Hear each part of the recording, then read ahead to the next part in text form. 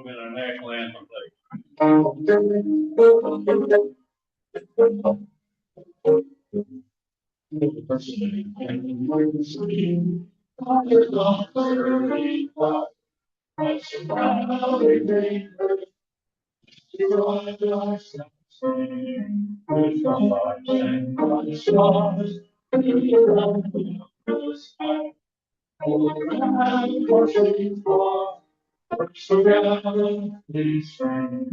And the rockets and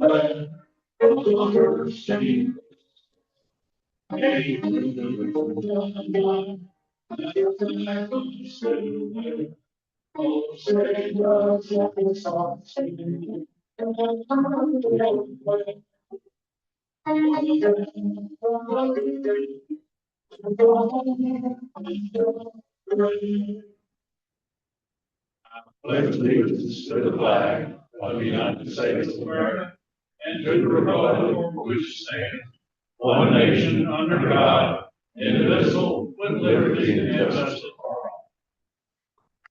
Our invocation today is from David Haynes.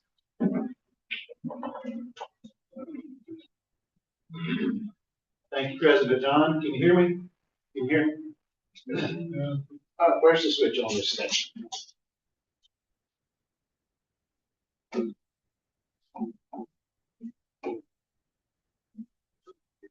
There we go. Testing. All right, there we go. All right, President John, thank you very much. Reminder about Bama Day. That's coming up next Tuesday. Right now, about 100 tickets have been sold. So if you buy a ticket right now, you have a 1% chance of winning. Is that correct? I need a banker to help me out with the marks. Is that correct? 1%? Thank you. All right, bow your heads with me, please. Dear Lord, I just thank you for another beautiful day, and thank you for the Rotarians all over the world that subscribe to the motto of service above self. Be with those struggling with illness and those helping to keep us healthy. Be with the leaders of our great nation, state and local leaders, that they might apply common sense to the issues that face us in these difficult times. Be with us as we go our separate ways. Bless this food and nourishment of our bodies, and our bodies to thy service. In your name we pray. Amen. Thank you, David. Family of Rotary.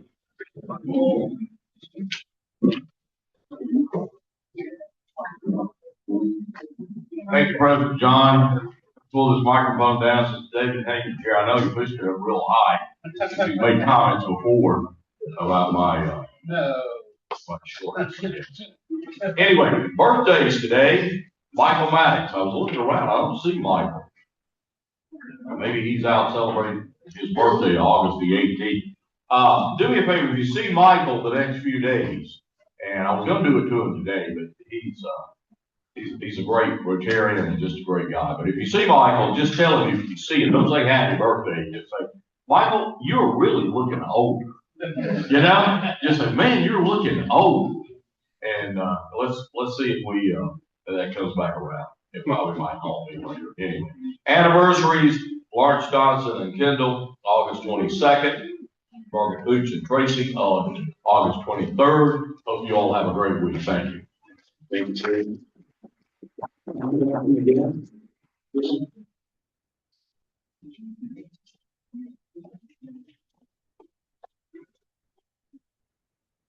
Okay, we are happy to welcome our guests and visiting Rotarians today. When I call your name, would you please stand and remain standing until all visitors are recognized? Matt Hardigan is a guest of the club. Mr. Anthony McAllister, who's also a guest of the club. Are there any other visitors we've missed today?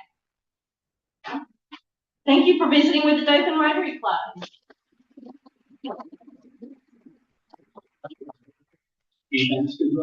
Brad?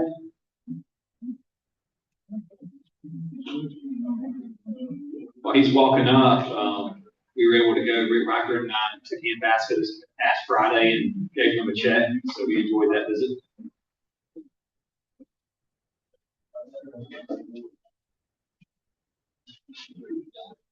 We have 176 points. The winning number 2566. 2566. Terry Dudley. Maybe I need to go south and buy a lottery. We'll see them all. That is 2 5. Well. What's it going? 3 of hearts. Oh, Thank you, Terry. Well.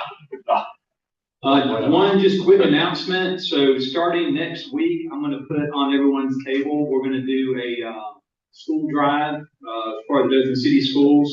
This year, we're going to be working with Beverly Intermediate School, and they provide us a list, and I'll put that on the tables for next week. And then for about 3 weeks after that, we'll start collecting donations that we can provide to the Dothan City Schools. Just want to mention that.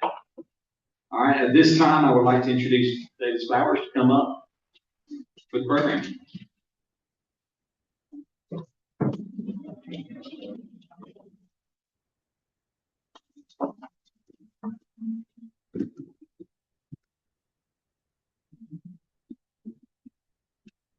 Morning, everybody. I am the president of the Dothan Rotary Children's Foundation, and John asked me to enlighten y'all with some of the history and give y'all an update on kind of what we have going on. So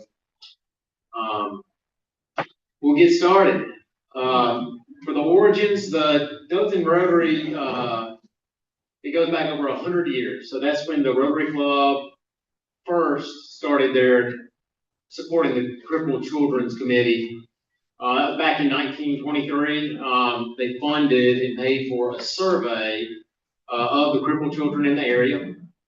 From that survey, it led to the opening of a crippled children's clinic in 1926 here in Dothan, Alabama.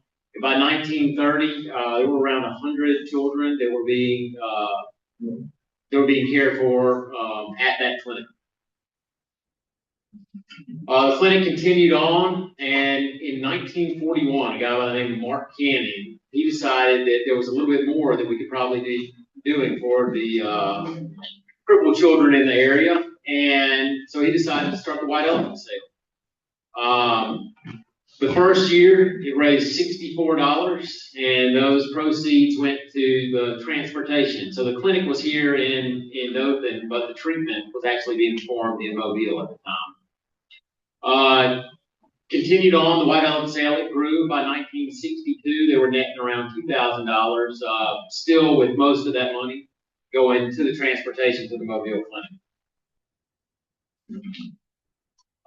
In 1962, a man by the name of Joe Donafro, who's pictured there on the left, he decided that some more could be done for the children. And so he appointed a committee to look into it. They wanted to look into who the handicapped were in our area, what was being done, what they needed to have done, and what more Rotary could do. And so it was due to this study that, or through this study, they found out that in 1955, Dothan had actually been designated as a local facility or as a locality that had the need for a children's clinic, like the one in Montgomery and like the one in Mobile.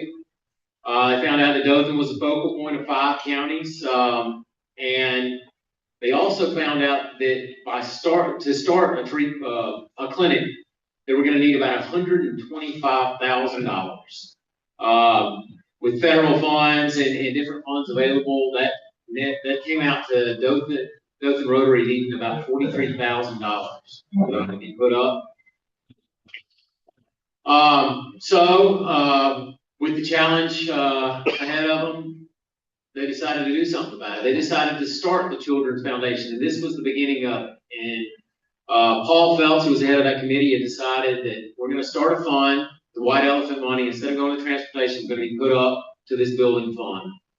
And by 1964, they had gone from that 2,000 number to netting about $11,000. The White Elephant Sale continued to be a hit. In 1963, on the left there, you see Paul Phelps, and he's comparing his $275 grease pennies to Bob Godwin's $475 country ham. In the center there, you have Mark Cannon. He's casting a spell over the Rotarians to get the bids rolling. And on the right, Joe Donafro, he's getting laughed at by Red McGork with his $87.50 automobile bolt. But he did not get the last, or Joe got the last laugh when Red opened up his gift and had a $100 sink plunger. We have 1964, top left Jim's fans looking through his $200 box that he bought from Harry Howell.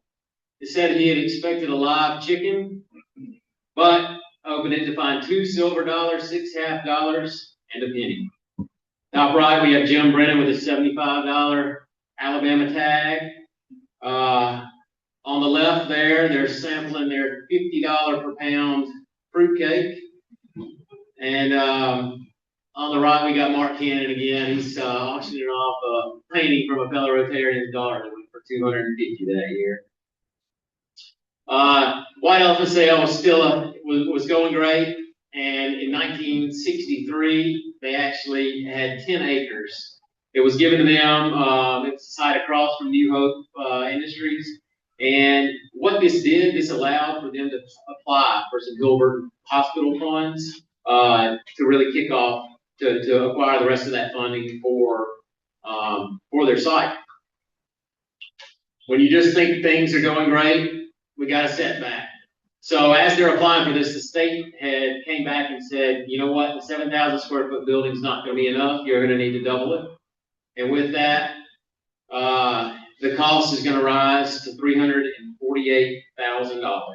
So that left, Rotary was at about 50 grand at the time. And so they were still about $66,000 short. This didn't phase them. They actually had 12 board members at the time that personally guaranteed those funds. That allowed 0 delays in the building, and they were able to apply for the federal match, and so they were able to kick off the building of the Crippled Children's Clinic. In 1967, it opened, and there's the location there. And what we have here, that was the president of the Dothan Rotary Children's Foundation at the time. You may not recognize him, but that's Arthur Morris, Art's father. And he's handing over the keys to the building to the, I think that was Russ Ozark, or Don Ozark, sorry, for the opening of that. And it was a hit. The first year, they were able to help 775 children in the area. Definitely the doubling of the size, it paid off because they were able to help a ton of children. And with that going, the White Elephant sale continued. Here's the 1969. You've got Paul Duffy with a jar of pepper sauce, and he was a FUMC preacher at the time, and so it was a man by the name of Eustace Bishop. He actually bought it for $200, gave it to Paul, and said he gave it to him in hopes that they could get out to play golf on Sunday. The bottom, George Malone, that's his father. He was giving a live bird that was for the auction, and then we got Ed Malone there on the right with his $75 gadget. Apparently, it didn't do anything, but he said it was a fine gadget, and every man needed one.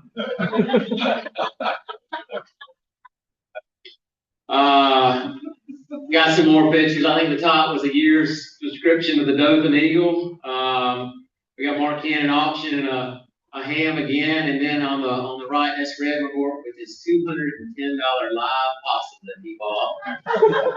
And he said it may be on the menu at the next meeting. I guess after you auction off a live possum, you got to come up with some rules of etiquette. He bought it. That's something Solomon would do. His dad brought it. Yeah. That doesn't surprise me. But yeah, so the rule there, he doesn't mention anything about outlawing possums. They did say that everybody has to come, and you have to bring a gift with you worth at least $10. No matter what you bring, you got to buy something too. You have to make your bids generous, because this is not a flea market. Do not look for bargains. And then every club member must contribute. If you can't come, you can bring a check in advance. And those who don't, they will be contacted. That's a promise.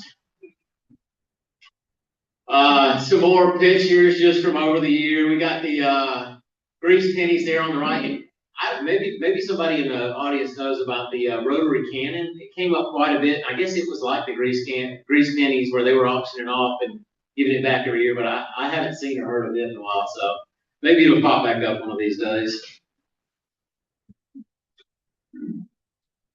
Next year, we got John Solomon giving a tape recorder to Jane there. And then on the right, I love this story. We had John Watson. He bought this signed Auburn football for $650, and afterwards, Stanhope Elmore, he bought the Alabama one for $750. And in true John fashion, it wasn't enough for him to win, but Alabama had to lose. So he opened his bidding on his ball back up, outbid himself $800.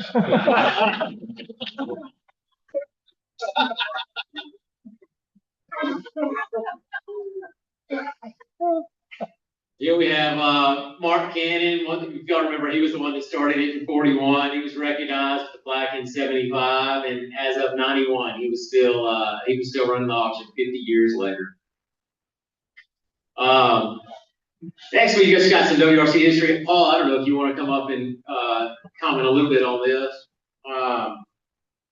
but as you see, 67 was when the construction was completed. There have been a lot of things that have been done since then, but they added 50-bedroom dorm, done auto refurbishing, lawn maintenance, recycling plant, different programs. And then in 88 was when it officially became the Wiregrass Rehabilitation Center. Paul, do you have anything to add on top of that? If you want. I've got 4 or 5 minutes. That's okay. You got plenty of time. Okay. First of all, if you are sitting on the board here at Wiregrass Rehab Center or ever have, I want you to stand up. Wow. Thank you. Thank you for your work. I've heard the stories about some of those early board members were worried and maybe even had to pony up at the end of the week to make payroll. Let me tell you, we don't have to do that today. It's because of this group here at Rotary that has prevented a lot of that with direction and leadership over the years. We have been very, very fortunate. Many of you already know this. There may be a few of you that are new members, but Rotary actually owns this 26-acre campus here. And so we maintain the buildings. We run our program. We've had to adjust and adapt to what we do a little bit just to be able to make things work and to make the ends meet here today. But our goal today is to put people with disabilities to work. We find jobs out in the community. We're probably, if not for sure, the only one in the state of Alabama that actually does what we do. There are a lot of different groups that go and find people jobs throughout the community for people with disabilities, and we do that, several hundred a year. But we also have approximately 200 people that work for Wiregrass Rehab Center. Of our direct labor, our goal is 75% of those people to have a documented disability. For the last year, we pushed anywhere from 88 to 92% of our people with that are direct labor that have some sort of documented disability. I think these numbers are very interesting to what you've said and how we've been able to carry it on. Since 2010, and I was able to go back, or we were able to go back, Rotary White Elephant Sale has been able to motivate and to get money to bring it in and bring to us through the White Elephant Sale $730,744 in the last 16 years. That's average about $45,000 to $50,000 a year. Where you were seeing back in the history back then, the budgets were slow, but today you probably drive by here, come by every day, but we run about a $21 million budget on this facility. So we are very, very fortunate. We have these monies that are given go for capital improvements. Over the last, I guess, since 2010, we've acquired We have $2.4 million of capitalized building improvements. So how much does that $730,000 go? A lot. We're very, very thankful for that because boilers, air conditioners. Anybody have any idea how many air conditioners we have on this campus? Over 100. I promise you, we'll have one go out, maybe 5 go out before the end of the summer. So that's ongoing. Boilers, those type things. But it's very important for community to be involved. Let me tell you, we would not be where we are today if it were not for WRC. It was mentioned just a few minutes ago. We are very, very conservative with money as much as we can be. The Children's Rotary Foundation. We now have not touched that in years. Maybe should have at some point in time, but our goal since I've been here was to never touch it. We've actually paid our debt off. We owe no money, so we're very fortunate. But that money has grown to be $2.7 million in the Rotary Foundation. Now those monies, the bylaws say that we could draw money off of that per month or per year. We've never done that and have no intentions of doing that. One day we're going to have, and it could, hopefully it's going to be sometime in the future, we may have to spend some high dollar money on resurfacing. You walk over it, resurfacing the parking lot here, and even with our children's rehab building that's empty, and we're looking for a tenant there, there may be some remodeling. So that's what we're saying. We're hoping that money we're going to let that grow as much as we can and maybe use it at the appropriate time. I can't say enough of how much this group of men, this group of women have meant to touching tens of thousands of people with disabilities. We are now involved in the school system. We just had 140 kids this summer that we found jobs for out during the summer. 11th and 12th graders that have some little bit of disability, but we were able to find them jobs for 3 to 4 weeks. And they found out that it's nice to be able to earn money and to teach them that, you know, you've got to earn things. We'd rather them be doing that and have some sort of independence rather than being dependent on us. So it's a learning lesson not only for the kids, but also opportunity for our employees. Just FYI, our employees are paid well. They have a 401k matching, and we supply their insurance if they so choose. So we're competing for everything we do.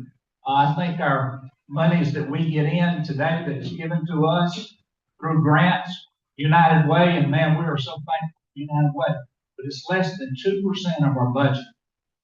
So we have the belief here that we have to go out and work and earn what we get. And it's because of you why we're able to do that. More thank you. I was thinking in closing, you know, I've served as president of this for a little over a year, and for the most part, we meet once a year. We know that we're going to write the check from the White Elephant sale to the WRC. So went with Bruce out to Troy, Dothan, and started looking through all this, and it really is a good story. You know, the Rotarians, they saw a need,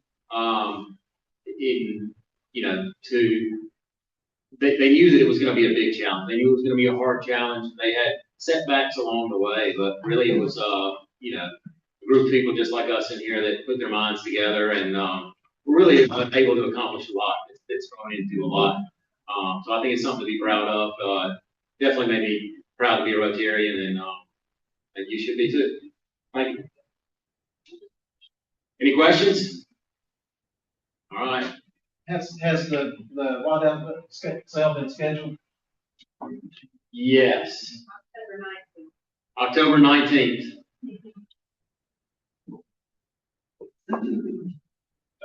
Go, Bill.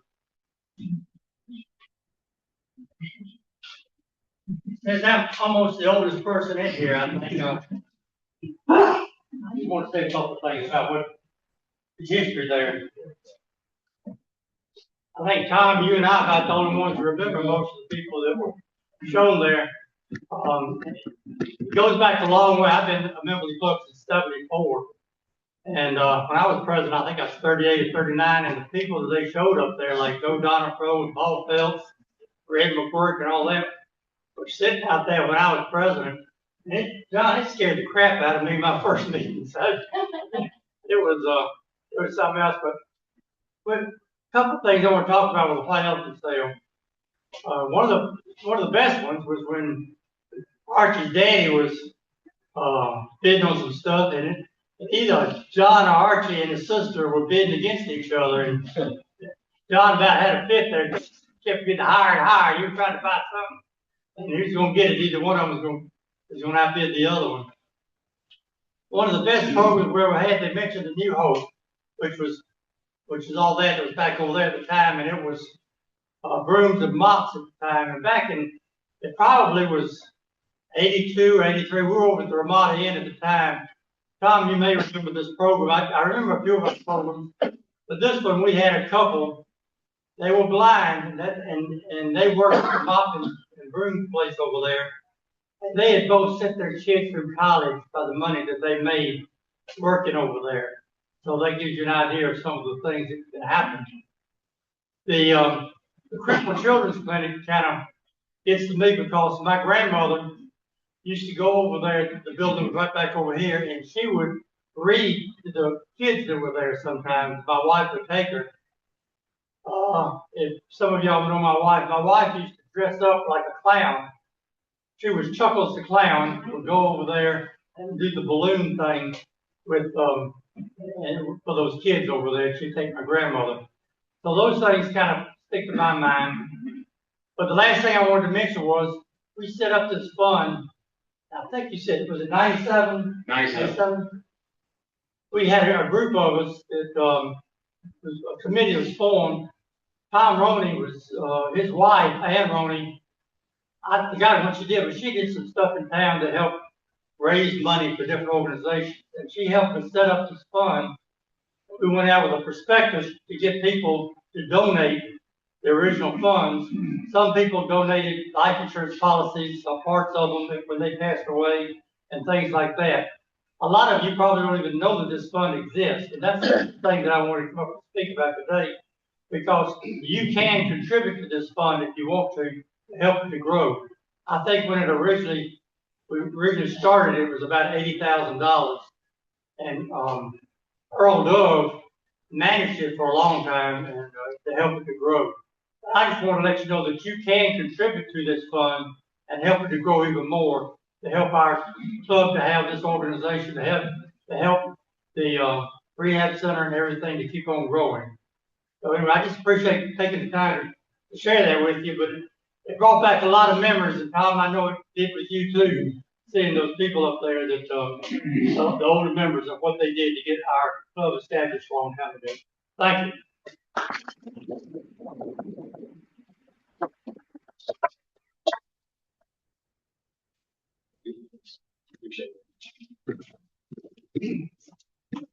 Yeah, thank you, Davis, for bringing that program to us today. I thought it was very informative. A lot of new Rotarians we have at Dothan Rotary that might not have known the Dothan Rotary Children's Foundation existed. So I thought it was good to have a program to just show a little bit of the history, of Rotary and the commitment we have here at Wiregrass Rehab Center. And Paul and Stephanie, thank y'all for your leadership, which y'all do every day. It's a privilege for Rotary to be able to contribute the way we do and have over the years through the White Elephant Cell. So 3 things I wrote down, kind of the key pillars of the Dothan Rotary Children's Foundation. One, just a reminder, we do own the land that the campus sits on here. So 27 acres of land here at the Dothan Rotary Children's Foundation. And then number 2, we talked a lot about the White Elephant Cell.